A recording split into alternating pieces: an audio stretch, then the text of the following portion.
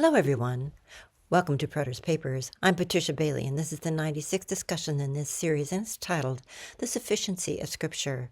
You can find this free printable 2-page PDF at preteristpapers.com. Across the Old and New Testaments, we see the progressive unveiling of God's redemptive plan, reaching its pinnacle in the person and work of Jesus Christ. The gospel of Christ inspires a lifetime of devotion, study, and practice to comprehend the depth and outworking of the love and purposes of God. However, occultic doctrine gaining worldwide influence is the notion that new revelations are needed today, and so-called modern-day apostles and prophets will prepare us for the assumed last days. Books and social media presentations by these self-proclaimed leaders, which include dreams, visions of heaven, miracles, and new disclosures, tend to replace Bible study and devotion to Christ. These claims are often considered equal to or even surpass the Scriptures, serving as assumed fresh takes on the Bible, which, it is believed, is lacking in relevance. However, when the Bible seems to lack relevance, it's a sure sign it's coming up against hard hearts, because the Word of God is living and active and sharper than any two-edged sword, discerning the thoughts and intentions of the heart. Hebrews 4:12.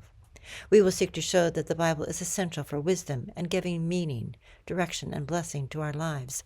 We are all in critical need of constant guidance from God through His Word. Number 1, the Word of God makes us wise and fully equipped for life. Left to our own devices, we are easily swept along to accept the godless worldview presented by social media, television, movies, or our secular society. This world lacks meaning. When we inquire of God through reading and contemplating His Word, we lose our existential isolation and open our minds to eternal wisdom. When Scripture states that it is God-breathed and profitable for teaching, for reproof, for correction, and for instruction in honorable living, we need to keep in mind the writer was referring to the Scriptures of the first century, and it does not include the writings of modern-day so-called prophets and apostles.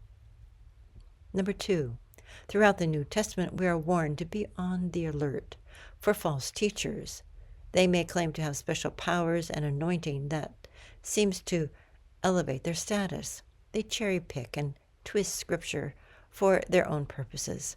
The Bible states that false teachers condemn themselves when they add to and subtract from the Word of God. Number 3 contains just a few of the many passages warning against false prophets. They claim to speak for God, but they speak out of their own delusion. They're destructive, deceptive, and covetous.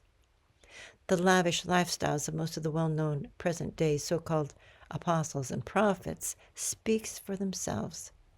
They are lovers of money and seek to tickle the fancy of hearers in order to fleece the sheep. Besides financial exploitation, sexual exploitation is common among their ranks. The message of false prophets lacks that which we most often find in the true prophets of the Bible, the call to repentance and devotion to God. Number 4, we are instructed to live by God's Word. The Bible is unique because it can free us from the bondage of sin and give peace that passes understanding. We must not accept spiritual teachings without scrutiny, but be critical thinkers and test all things with Scripture. Number 5, in the Old Testament, Yahweh spoke to Israel through the prophets, but at the end of the Old Covenant, He spoke to humankind through His Son, and we have that impartation in the New Testament. Nothing can exceed the perfection of that revelation. Jesus Christ is the apex of God's Word, the Word made flesh. Therefore, we can disregard anyone claiming to receive new revelations. Now more than ever, it is necessary that believers establish themselves in a contextual understanding of the Bible and know that, as we read Scripture with an open heart, we are being changed by the Holy Spirit within us. Nothing extra is needed. The goal of prophecy was always Jesus Christ.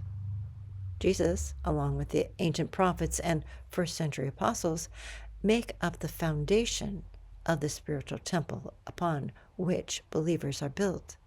A new foundation, that is, modern prophets and apostles, can't be added to God's temple after the structure is underway.